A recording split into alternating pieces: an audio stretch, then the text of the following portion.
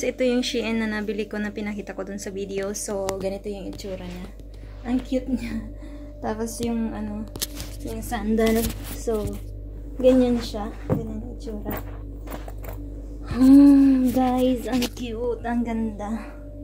For only, sa 3 piraso na yun is, halaga niya is, 5KD lahat. So, try natin yung nabili kong brown. Yan. Ito yung Shein. So, yan yung Shein, guys. Ang ganda niya. Ganito, may pa belt siya dito. Pwede naman dito sa gitna. Yan. Ganito yung itsura niya, guys. So, ang cute niya. I like it. Mahaba siya, guys. Ganito siya. Mahaba. So, ganyan ang itsura niya, guys. Yan. So, ito naman yung isa. Ganyan ang itsura niya. Pwede siyang i-close lahat. Or kaya open lang. Ang ganda niya, guys. So, may tali-tali siya dito. Ewan ko kung anong purpose nito. So, ganyan siya, guys. Loose lang siya. Pwede rin siyang i-belt. Pwede rin mag-belt na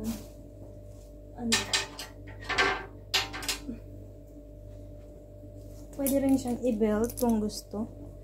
Katulad ng ganito. So, made in Kuwait nga pala to. Yan, ganyan. Pwede siyang mag-belt. Medyo mahaba yan sa dito niya. Kasi Kuwaiti style nga. Made in Kuwait. Ay, sira na yung ko. Yan, ganyan siya. Pwede mo siyang i-belt. Ganyan. Para hindi siya masyadong maluwang. So, may plits-plits siya na ganito. So, ganyan yung itsura niya, guys, sa baba.